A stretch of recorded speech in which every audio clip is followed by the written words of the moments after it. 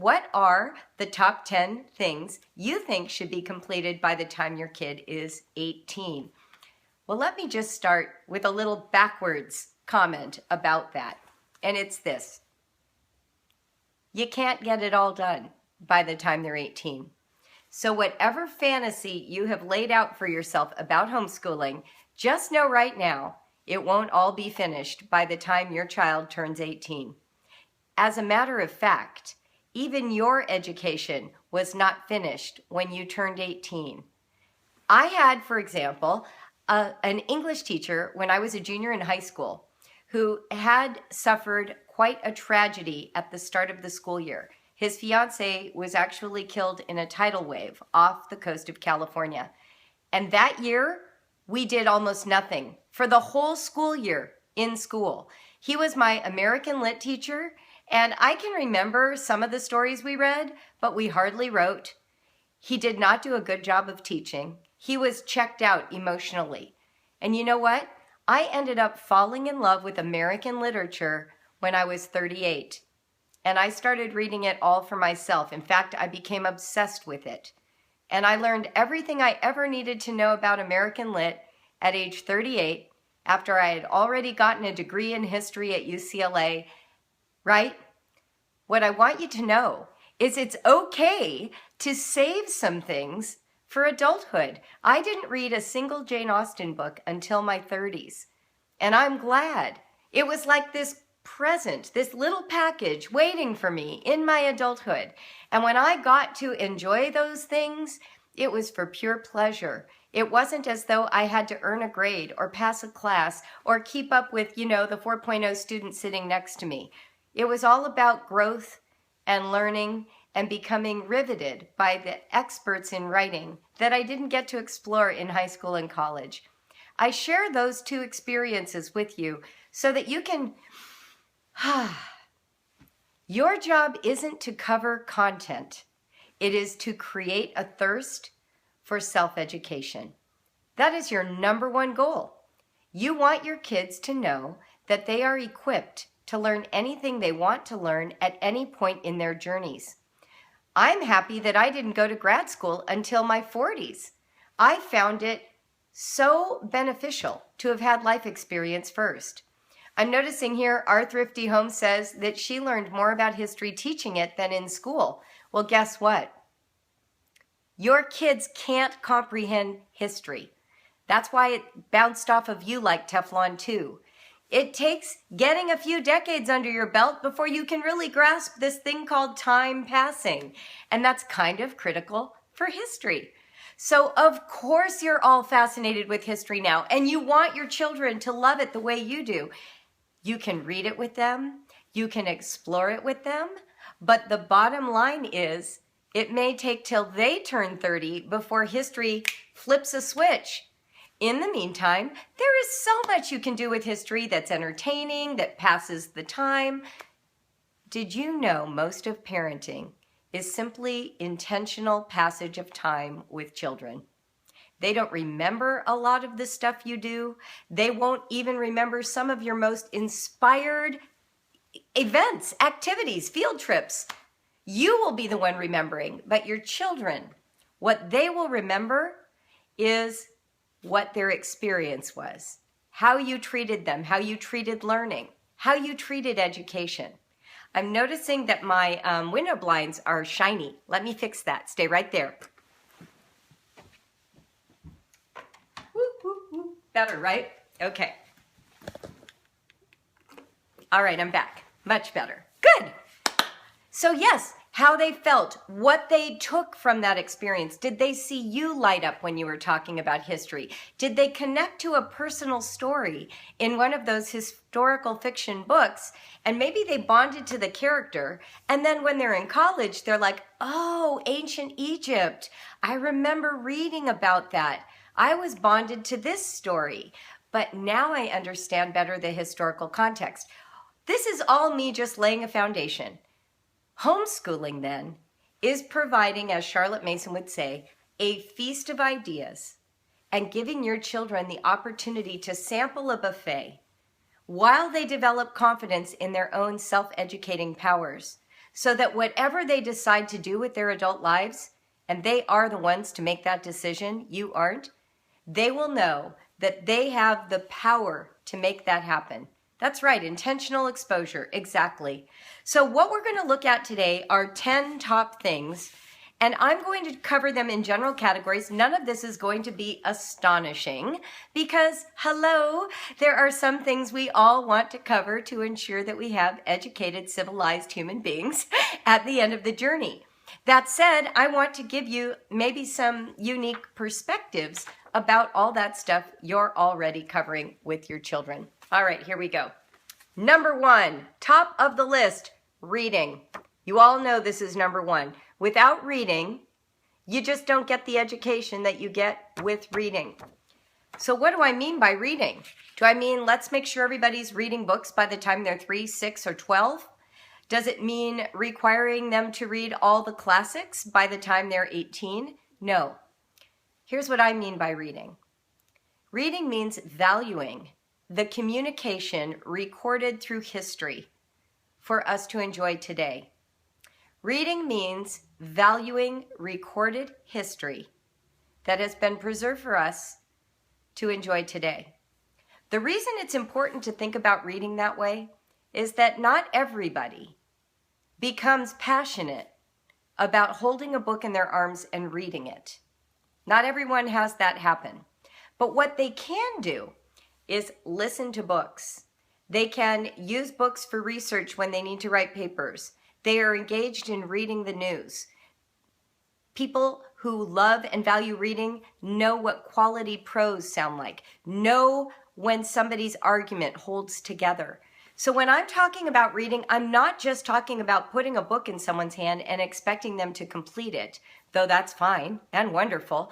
What we're looking at is valuing written language. And I like to let my kids in on a very important thing about reading. Until this century, this previous century, the 20th century, there was no way to record human beings' thoughts except through the act of writing. That is our primary access to all the intelligence that has ever been on display in the history of humankind. This is why we value writing and reading. It is a way to protect and preserve human ingenuity, invention, thought, and the sublime ideals that guide us in our lives. So why do we read to our children? To acquaint them with people they will never meet who have contributed meaningful ideas to the great conversation that spans the centuries. And we want to be the kinds of adults that value reading so that our kids can see a role model of people who read. You should read fiction, nonfiction, blogs, refrigerator magnets, billboards, bulletins, the little homey newspaper that comes to your, country, like your little town. We have one called the Pulse Journal, a real newspaper, editorials, essays, speeches. You want a wide variety of readings, and you want to see the wide variety of ways human beings have expressed themselves in writing. It's important even to look at other forms of writing, cuneiforms, hieroglyphics, cave paintings, and just connect your children to the story of what it means to record your great thoughts and ideas. That's the primary goal of turning your family into readers. Now, I'm not going to talk about how to learn to read. That's not on today's subject. What I want you to value is reading for its own sake and making sure that you include a diversity of viewpoints, a variety of authorships. You shouldn't only read white males. You shouldn't only read Western writing. Let's include voices that are new to us and uncomfortable. You can even read song lyrics and poetry, folk tales, fables, fairy tales. Keep the feast broad. Thank you for sharing with your followers. I so appreciate it. Number 2, critical thinking. Your job after they've learned to read is to help them be critical thinkers. More than any other subject, if your children don't know to ask good questions and be curious about a variety of answers, they will simply be students and not learners. We don't simply want them to pass tests or to master content. In today's era especially, While we have the internet fully available and so many DVDs and experts pontificating on subject matters, what we really want are kids who are able to look at a subject and ask questions, good questions. Not just, why do I have to learn this, but how does appreciating the varieties of species of birds contribute to my understanding of the way we categorize in the sciences? Why do we categorize in the sciences? Who came up with the idea of using Latin for the names? Why do we differentiate between this species and this species? These are the kinds of questions that we want our kids to have as they're examining and learning about the world around them. Who came up with these theorems? What would happen if we changed from base 10 to base 8 or base 12? How can we multiply using a different base system? We can ask questions about things like, who has this value? For example, do all cultures in the world believe that it is okay to put an animal to sleep when it is injured or sick? Are there some cultures that don't? Why are there two perspectives? Where do these perspectives come from? Who are their experts? What religious texts guide their belief systems? That's what a critical thinker is. Somebody who can expand the conversation to include the unknown. Someone who can expand the conversation to include the unknown. And when your children are small, they're going to ask all those sort of fact-based questions, and you're going to answer them, and they're going to believe you. And then they're going to hit about 12 or 13, and they're not going to believe you in quite the same way. You know why? Because you will have turned them into readers. And they will have other sources of information than just their parents. And the day that happens, the day they disagree with you or challenge your idea, I want you to remember this Periscope and say, I have a critical thinker. My child has just graduated from groupthink to independent think. No matter, yes, bake a cake for that day. Absolutely. It doesn't even matter if their perspective is irrational in your mind or if you know they'll discard it in 2 years. Your only task is to notice and affirm the brain, what it's doing, that cognitive piece that is beginning to manage multiple viewpoints simultaneously. That's fantastic. Very good. So number 1, reading. Number 2, critical thinking. Number 3, ready? These are so obvious, but we're going to talk about them anyway. Math and science. Math and science. Let me begin by saying that I was a charter member of an organization a friend of mine started called HENSE, H-E-N-S-E. It stands for Home Educators Neglecting Science Education. So you need to know, I did not own science textbooks when my children were small.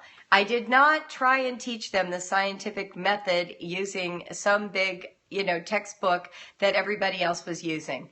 I spent the early years of their lives going to the library, and we would go in the nonfiction section, and we would pull out all kinds of science books related to whatever interested us, whether it was the herring gull, tornadoes, how to make a movie, what kinds of birds visit the backyard feeders in Ohio, anything that was interesting to us, astronomy, the human body, the changing of the seasons, weather was very popular with my kids. We looked up books about science topics and then we explored them. I think we did all the experiments in Blood and Guts. We were big nature hikers, nature journalers. We followed the natural bird count, backyard bird count from Cornell Laboratory for years. That was how we did science when my kids were small. Now, I think when I had some in junior high, we did bring in a little bit more structure. We were in a co-op at the time. Some of my kids took like a little science class where they did certain kind of kitchen chemistry kinds of experiments. They all did a co-op class for biology in high school where they did far more experiments and dissections than they ever do inside of a normal high school. Yeah, you said that doesn't sound like science neglect. Here's what's funny. I didn't know that I was doing science until I looked back on it. I thought I was neglecting science. When I looked back, I saw that wasn't the case. We had all kinds of immersion in science. And I remember doing all the typical homeschool experiments. You know, we dissected a flower and we did all the blood and guts stuff, and we opened and examined the contents of owl pellets. I mean, you know, and the baking soda and vinegar volcanoes. I mean, we did the standard stuff for sure. But what I wanted to let you know is science in high school does matter. And if you are preparing your kids for the possibility of being involved at a higher level of science, whether they want to go into medicine or ecology or some other, you know, chemistry, some other sciencey subject, make sure in high school they get a rigorous science education. You might need to look into junior colleges, the local high school, co-ops, hiring someone, finding a support group. We had a lot of science people in my co-op for some reason, people who worked in biology and chemistry. We are a hub in Cincinnati for Procter & Gamble, and we have huge university hospital here. And so those parents taught our science classes or held courses in their own homes. And, you know, groups of 15 kids would come over and do science. Be creative, but be sure that in high school, they get an opportunity to explore science if that's what they want to go do. Yes, it was a farm out subject for me too. Now, what about math? Math matters! And I am not a great math teacher. My kids will tell you I'm not a great math teacher. I literally learned math alongside of them. The thing that I did right with math is that we always did it. I never gave it up. We used Mequon math and Cuisenaire rods when they were young, which I do believe laid a high quality foundation. We played a ton of games. My boys were huge into chess, built their own 3D chess. I exposed them to other math instructors at our co-op by hiring tutors, and we made sure that they all had what they needed in high school so that they would get through advanced math before they graduated. That seems to have been important. And as my older kids will tell me now, who are all adults, they did not feel like their early math education was as consistent or thorough as some of their public school peers. They will tell you that, and I share that with you honestly. That said, they were excellent readers and critical thinkers. And when they got into math classes at the high school level, every single one of them not only caught up, but they mostly excelled. They all got good math grades. And I had a tutor for them who told me they were all really good at math.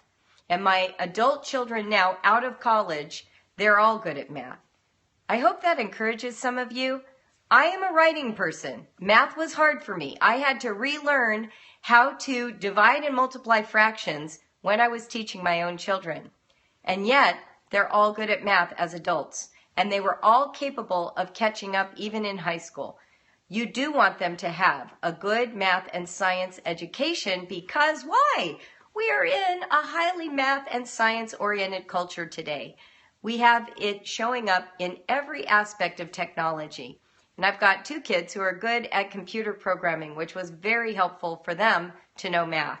So keep at it. Don't give up. Find people to help you if you can't do it, and learn along with them as much as time affords to build up your own self-confidence.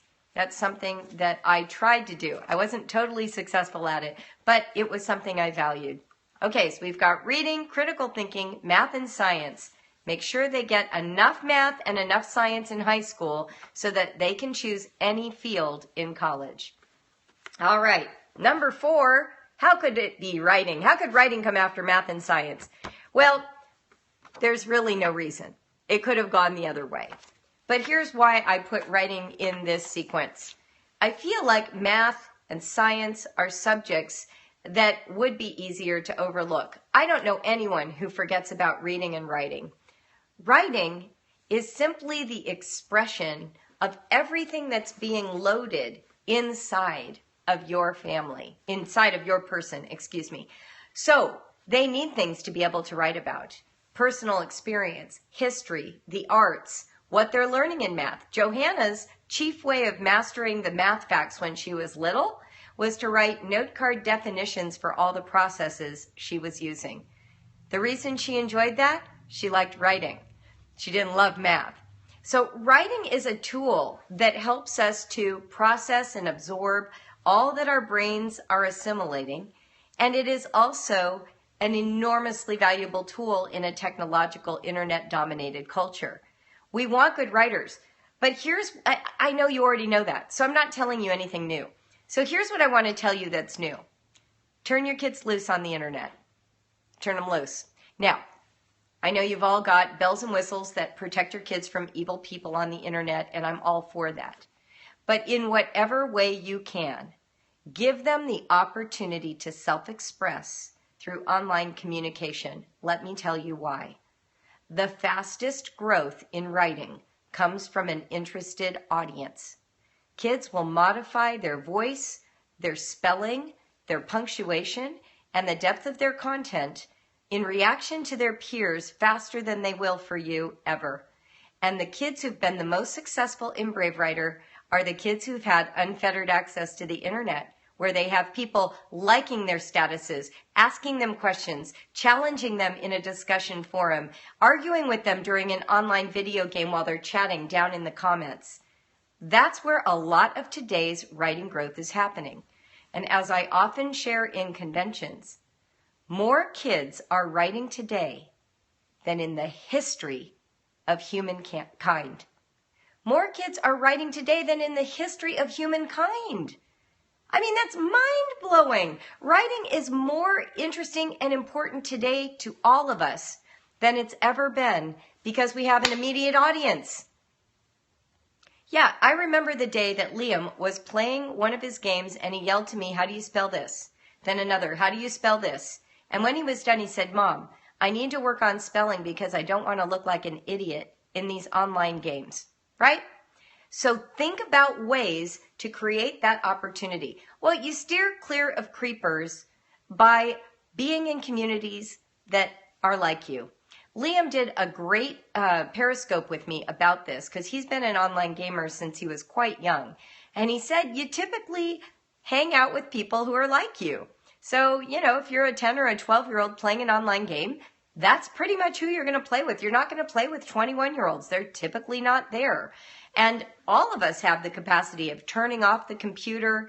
We certainly don't have to give out phone numbers or addresses. You can use pseudonyms. Part of the point is this exchange. So whatever game community your kids are in, they're likely to be with other kids who are like them. If you want to have the conversation that helps them understand what a creeper is or how to differentiate between someone probing and asking too much, well, then you need to do that.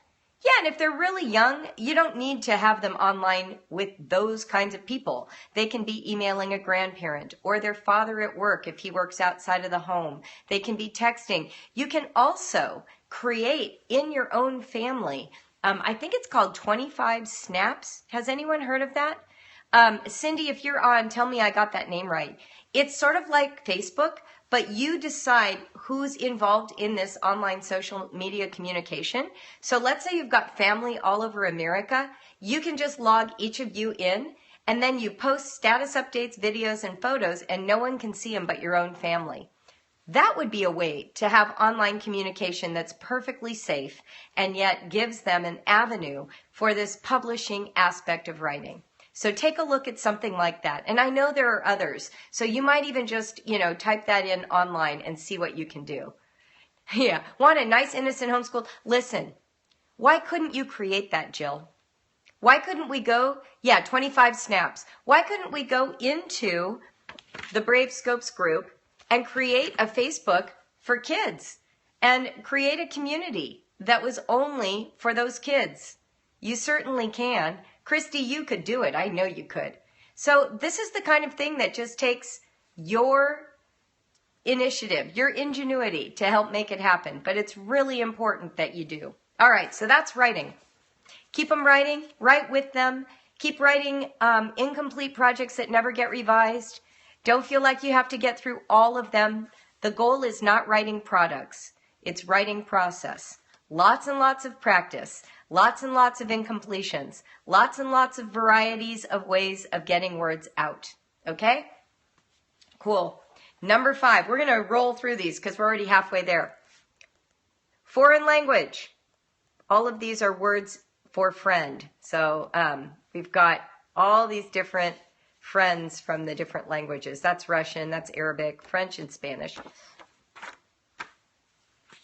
I really am a huge believer in foreign language. And here's why. Because it expands the brain. It gives you a way of understanding that the way you think is not the only way to think.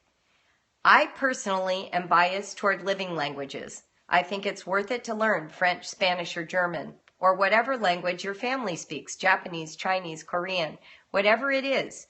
Because when you have the power of a living language, you can connect with other human beings alive today. Does that mean I think Greek or Latin are not good to learn? Well, kinda. I bet you didn't expect me to say that. I have a daughter who put in 2 years of Latin because she wanted to, not because I wanted her to.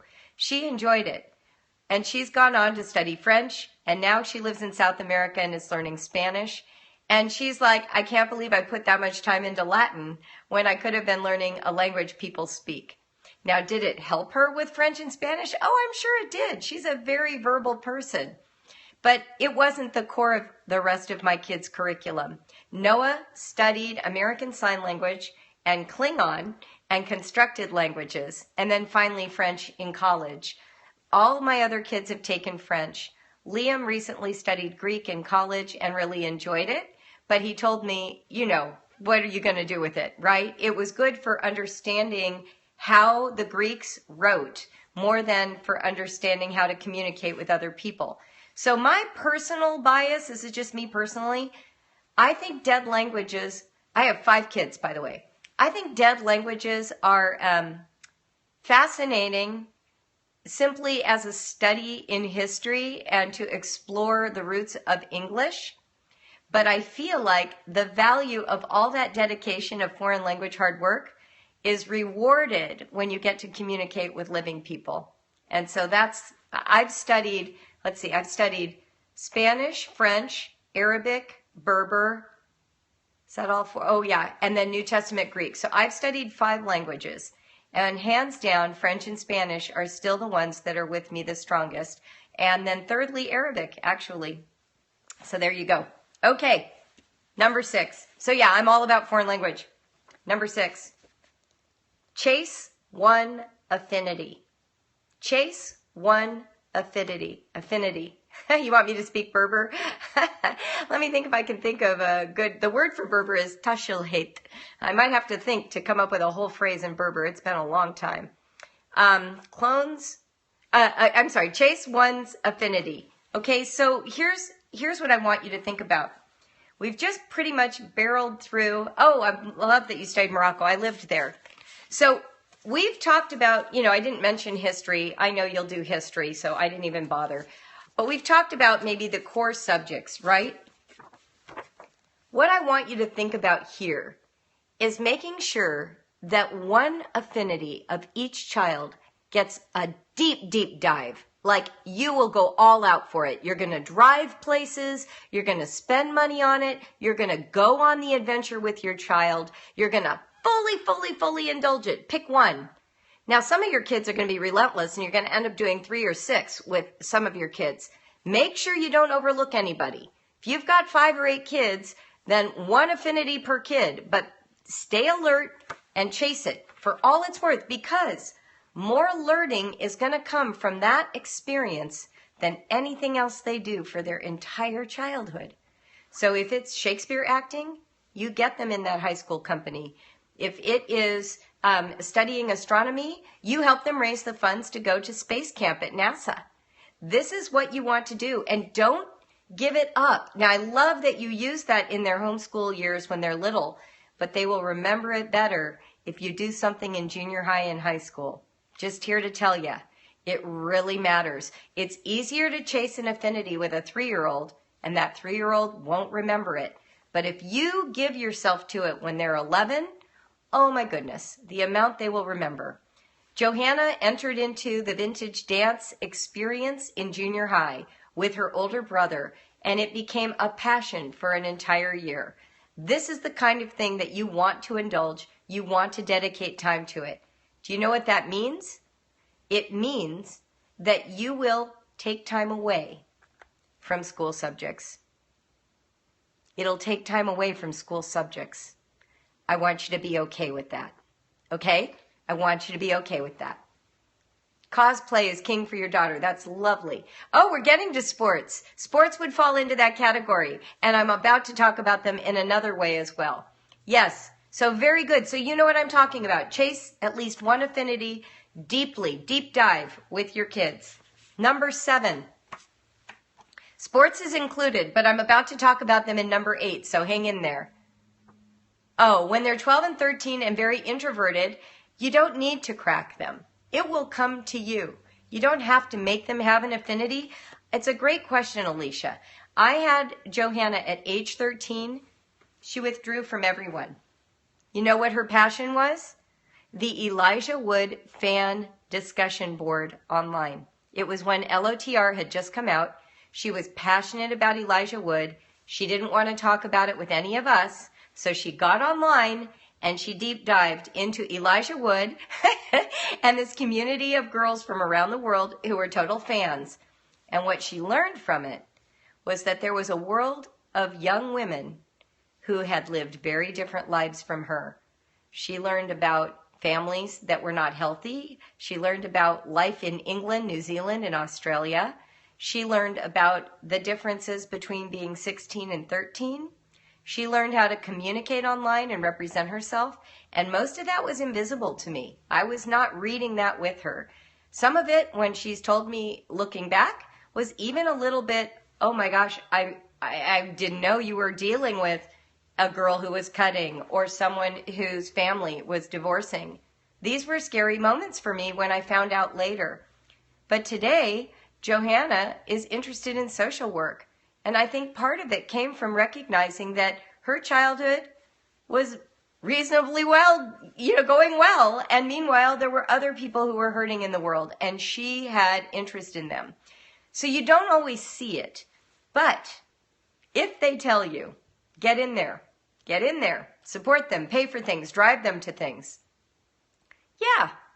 And it's okay. It may not show up until they're 16 or 18. Liam, he was my kid who it took a while before he really knew what he wanted as a young adult. And so it just sometimes doesn't show up in this very neat box organized way. Just be alert, okay? Just stay alert. I'm going to fix my blinds one more time. Hold on.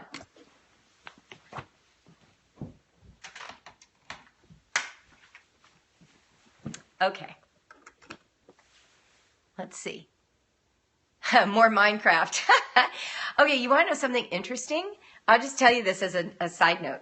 So Noah, my oldest son, who's 28 years old and is studying to be a computer programmer, he wrote to me today to say that he had just gone to Michael's and picked up all this equipment for making his own board game. So he has the actual matted kind of board that folds. He has adhesive spray, these different like wheel cutters, like what you would use for quilting, a wheel cutter and a cutting board, and then all these designs that he's making and downloading off of the internet. And he is constructing his own board game from the theory of board games, based on everything he studied about games his whole life, because that is his chief passion from childhood, games. And he said to me, the reason he wanted to create a board game is, listen to this, I just got tired of being online. I want to use my hands. I want to use tools. How about that? You just don't know. You just don't know. You might be saying ugh about Minecraft, and Minecraft might be the pathway to the thing of his passion. Noah has told me many times that Minecraft has led many kids into programming. So try not to despise the day of small beginnings. Try and lean into that affinity and enthuse about it and look at its richness. Did you ever feel stretched thin with so much to accomplish? Oh my gosh, yes. I still do. Today was a stretched thin day and I don't have a single child living at home or a husband to cook for. Absolutely. It's impossible not to. And you can't do it all. I'm worried about 10. I'm afraid if I give you 10, you'll all wilt. But most of these you're doing anyway. I just want to validate and give you some new perspectives while you're doing them. Okay? They're all things you're already doing. I'm not asking you to do things you're not doing. I'm valuing what you're already doing. Number 7, encounter people and places. This is a little globe with maps on it. Isn't that cute? You want to make sure that in all of your doings, your kids are intersecting with people who aren't like you.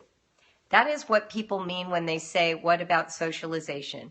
I mean, they do mean the prom, and they do mean learning to raise your hand before you speak in a classroom, which we all know is pointless. None of that matters. But what does matter? Multiple perspectives. So you need to create that for your kids. You need to encounter people who are different than you and go to places that are new to you. If you have the family finances available to go to another country, definitely do that. If not, meet people from other countries who live here in America.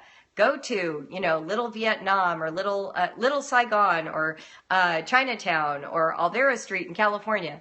Go places that expose your children to other languages, other kinds of foods, and other kinds of people so that they start to develop that critical thinking brain that expands to include what is unfamiliar to them.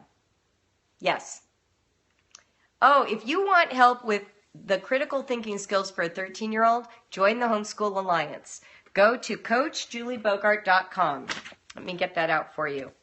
This is what we do in there all the time, and I can certainly help you. Yeah, UCLA Housing will definitely do that for you. That's where I went to college, too.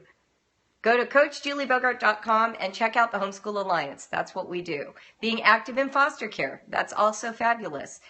Almost every city in America has a way for you to engage people who are different than you. You just have to be a little deliberate. Can you do it all the time? No. But can you make a field trip to Little Saigon? Yes, you can. You can make a one-day trip. You can get out of your comfort zone and go somewhere that is unfamiliar. That would be good for your kids. All right. Number 8, performance. So some of you asked about sports and you mentioned music. So this kind of goes with the affinity piece. But here I said affinity because this can be something like playing board games and it has nothing to do with performing.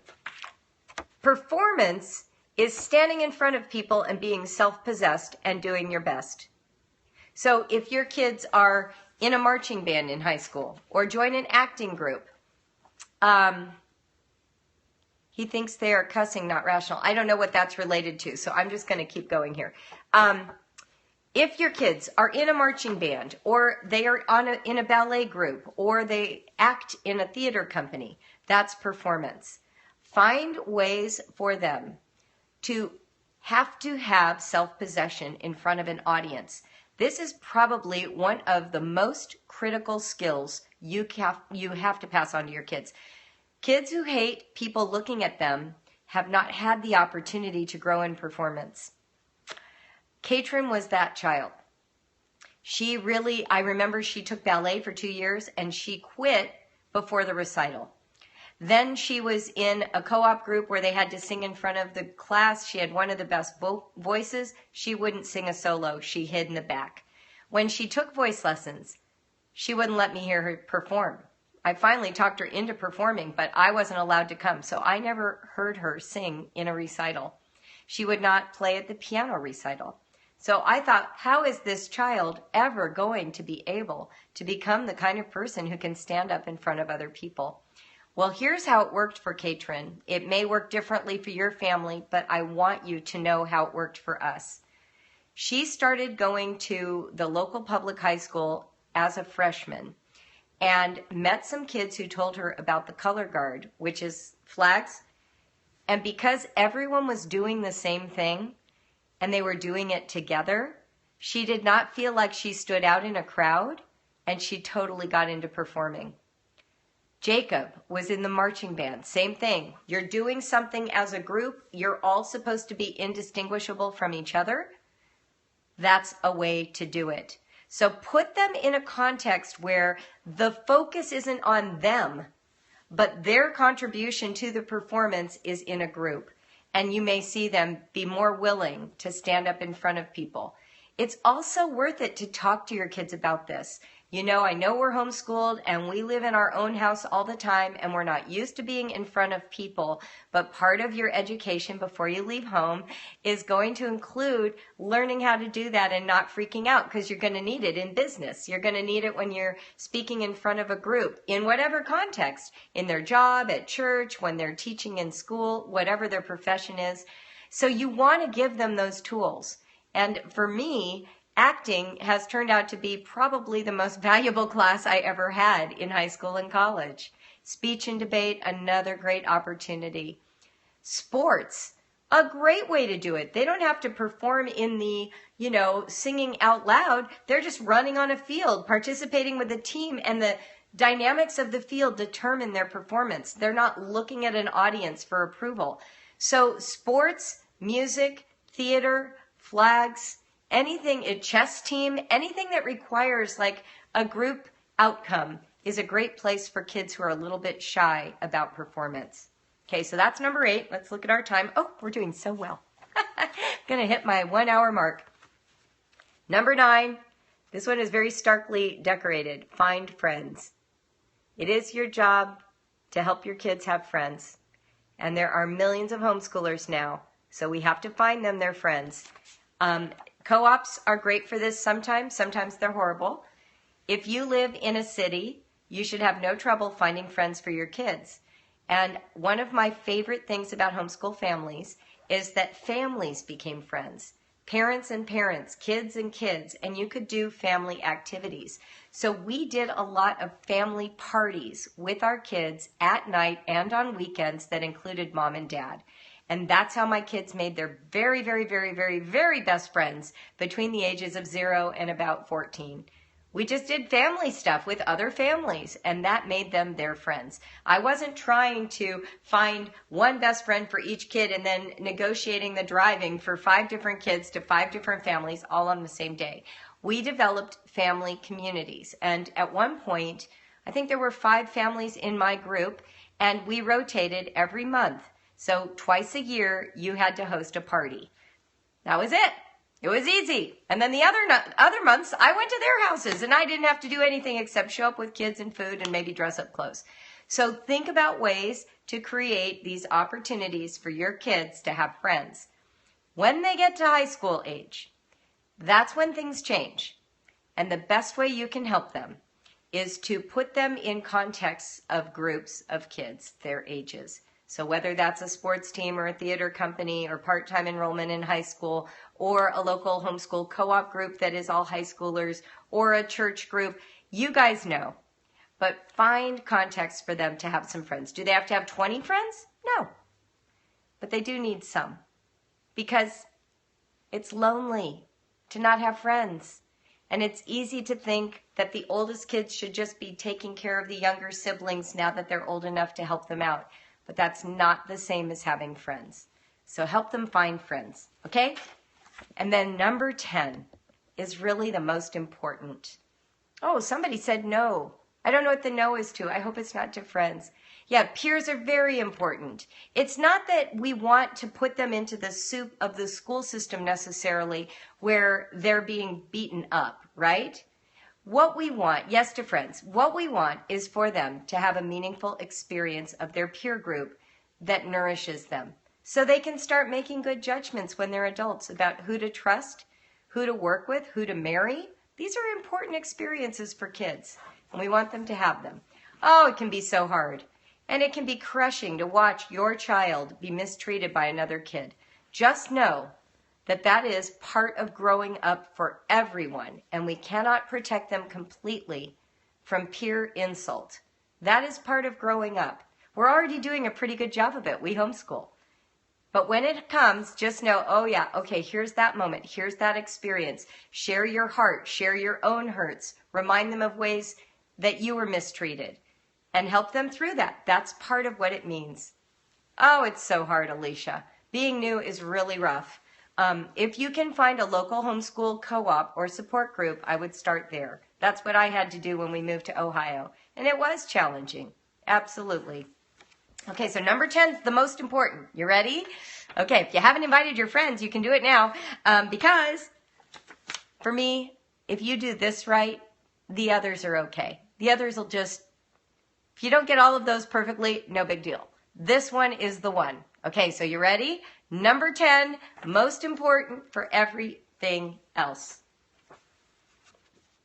Advocacy. You are your child's advocate. You are first going to be their biggest advocate. You're going to stand for them. You're going to be their biggest fan. You're going to look past any learning disability and find the brilliance that lives inside your child's brain. You're going to cheer every time they make a little step toward progress. You're going to heal their sadness.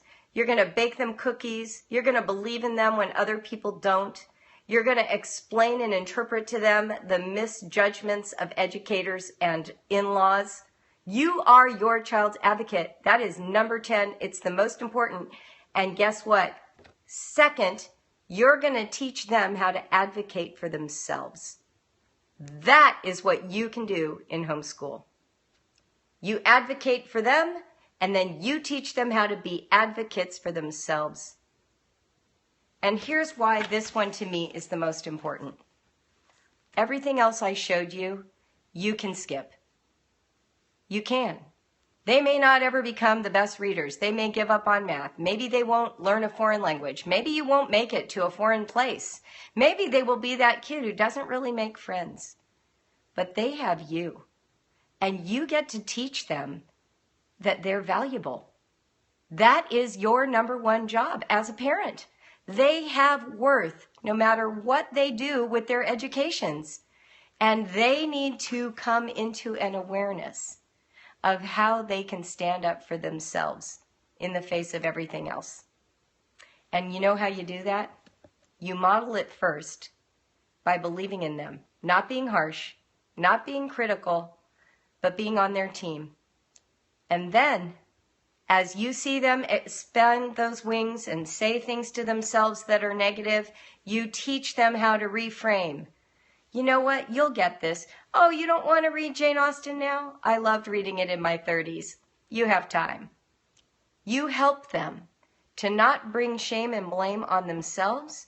You help them find their uniqueness and their brilliance. That is the number one thing homeschooling is about. All the content in the world can't make up for a low self-esteem. So what we want, and when I say self-esteem, I know that's language that is so very schooly, so let's change it. Self-respect. Let's call it self-awareness. Let's call it advocacy for self. That's your job. You get to do that for them. And when they have a sense that their education is under their control and they can make choices and that their brains are smart enough, they'll be okay. You know, Katrin did not have a great junior high period. You know why? I was going through a freaking divorce. Do you think my homeschool was as good for her in junior high as it was for my other 4 kids? It wasn't. Do you think I did as good a job of math with her as I did with the other kids? I did not, because I already wasn't good at teaching math. I was already bad at it. Don't add separation and divorce to your methods of math teaching, okay? I was horrible. She got into high school and started taking algebra and did not do well. Did not do well. I had to meet with her teacher. She was not passing. So I met with her teacher. Now, so I want you to hear this. This is a very good story to end on, and I want you to know that she'd be okay with me sharing it. Here's what happened. She was not passing any quizzes, but she was doing all the homework. And I met with her teacher, and I said, look, this is on me. The last 2 years have been really hard in our family, and she already didn't get a great math education from me. But I know she's bright. It's just, this is a hard struggle for her. He's like, hey, I can tell she's bright. She looks like she's just missing some pieces. Tell her this.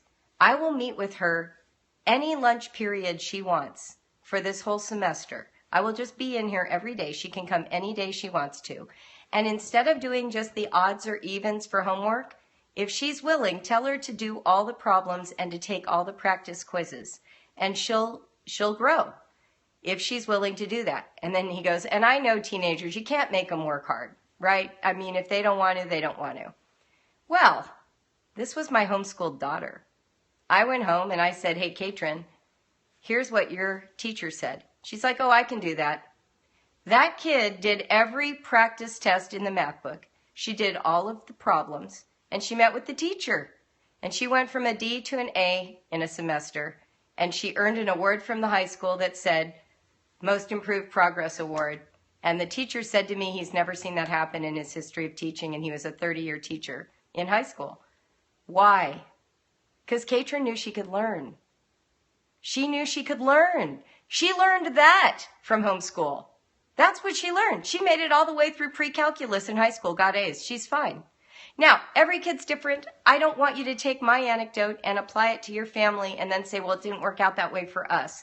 Because every kid is different. Liam went off to high school and hated it. Noah quit high school. He wrote poems during his Algebra 2 tests, right? But what I want you to hear from that is this.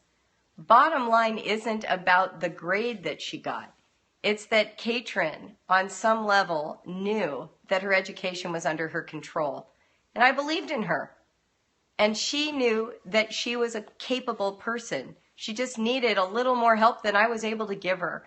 So your job is advocacy. You go in, you stand up for your kids, you find them resources. I always say money, driving, and support. That's your role. That's what you can do for your kids. You can give them money. You know, think about this. I read this years ago on an unschooling board, and it changed something for me. One of the moms made some comment about how when her kids were 16 and driving, when they'd get ready to leave the house, she'd say, hey, do you have any money? And if they said no, she'd hand them a $10 bill.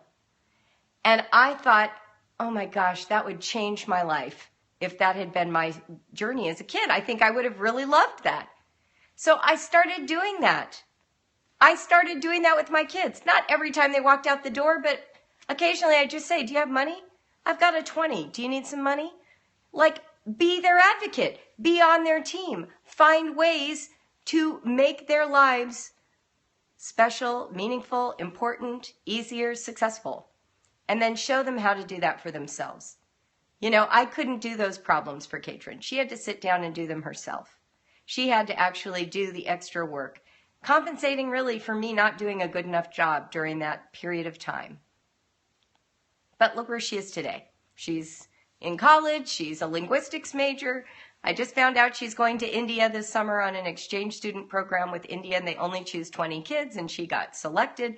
Like, she's fine. She's fine. Find ways to make their life special. Then show them how to do it for themselves. You got it. That is it. So let's do a quick recap before we get off here at 5 so that you can see all of them, okay? Oh, and my cards are all out of order. Being on your children's team. Exactly. You got it. Okay, so number 1, help them discover the joys of reading, which is basically just hanging out with all the amazing people who've recorded their thought lives for the last several centuries. That's what reading is. Number 2, help them be critical thinkers that ask great questions and are curious about a multiplicity of viewpoints, particularly those that are not their own. Number 3, it's important for them to have a math and science education, and if they don't get a good one while they are with you, make sure they get one in high school. Now you understand that even better, don't you? Number 4, of course, writing matters. Sign up at BraveWriter if you don't feel comfortable teaching it, just like I had to sign up for help with math. Writing is all about access to an audience. Give them an audience so they'll grow as writers. Number 5, I believe in living foreign languages more than dead ones, but you may think differently. Give them the opportunity to experience a foreign language. Number 6, chase one affinity. Let your kids have fun doing something passionately, even if it only lasts 3 weeks. At least chase one. Number 7, encounter people and places from other cultures. Number 8, give them the joy of performing, whether it's music or sports or theater or flags or chess team or 4-H club, whatever helps them feel like they get to show off in front of other people. Number 9, please help them find friends. But number 10, first and last, advocacy. You are their advocate, and you are teaching them to be advocates for themselves. That's it, people. If you get that done by the time they're 18, I will bake you a cake. That's today's talk. Top 10 things to have done by the end of high school. I hope that's enough. That help everybody?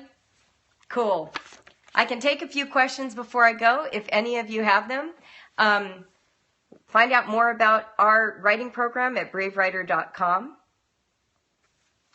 And if you want coaching for your homeschool experience, this month we are studying John Holt, the amazing educator who first started our whole homeschooling experience. Without John Holt, there would be no homeschooling. All right, CoachJulieBogart.com. Thank you that my hair looks fabulous. I'm going to tell my hairstylist because clearly I will never be able to do this. Yeah, we're doing John Holt this month. Oh, you're welcome. I'm glad about the math story. Every month I select a reading from something that I think would help you. Yes, YouTube channel could fall into performance, but I also think live is different, and I love that too. We do a different chapter from a different book, ranging in all kinds of subjects. This is actually the first homeschooling book we've done in a year and a half. And the only reason I picked it is that I think there's a generation of homeschoolers that maybe don't know him. And I think his work is phenomenal. And I would like us to talk about learning, not just curriculum. So that's what we're doing this month. If you want to join me, I'm about to post a new podcast and the chapter reading. We've done his biography this week. Okay.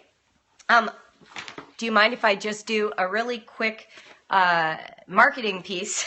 Because I always forget to sell my stuff, and I have to do that on these scopes. So, for those of you who didn't know, I have DVDs.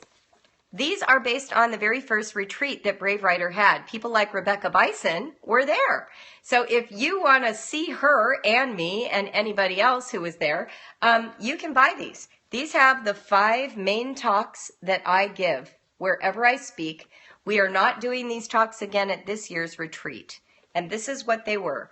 Nurturing Brave Writers, Ally, Coach, and Partner, being your child's partner in learning, the Brave Writer Lifestyle, Fantasy Homeschool, what it is, how to have one, and Help with High School.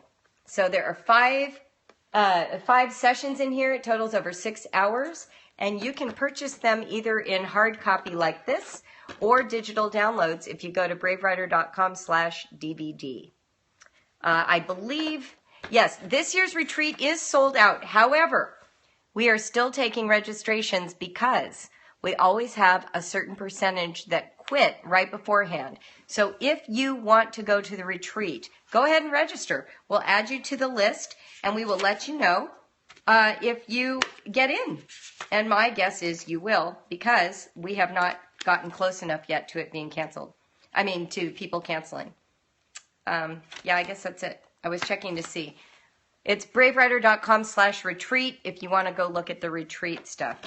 Last thing is, it's winter, and my book, A Gracious Space for Winter, is out. This retreat will not be filmed. It is no recording. And I'm speaking on updating the Charlotte Mason lifestyle to the 21st century. And then my second one, I had a different name. I've changed it. We're going to do what I call the invisible education. It's all about what people usually call character education, but that's not really my take on it. The invisible education. It's all about being the keepers of your kids' hearts and what that's like. Yeah, so sign up if you want to.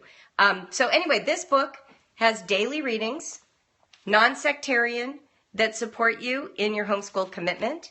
I know that we have a scoper right now who's doing a book club every night at 8:30. going through this book, feel free to purchase it from Amazon or from the website. If you join the Homeschool Alliance, the digital version is free for all Alliance members. Okay, with that, we are going to close. The title is A Gracious Space. Go ahead and take a screenshot. Julie Bogart. To buy the hardcover, you go to Amazon. To buy it in digital, you go to my website. You can go to the store and buy it from there. All right. Thanks, everybody. So let's close. Thanks for being with me today. Live honestly. Write bravely. Be your child's advocate, and I'll be yours. And then we'll get this homeschooling thing done. Okay? Love you all so much. I will see you Friday where I'm talking about art appreciation with your kids. Bring your kids to that scope. We're going to do some exercises in the scope itself that will be fun for them. Make sure you have some coffee table art books. Okay? I'm going to send out an email so all that information will be there. Good night. Good afternoon. See you all. Mwah.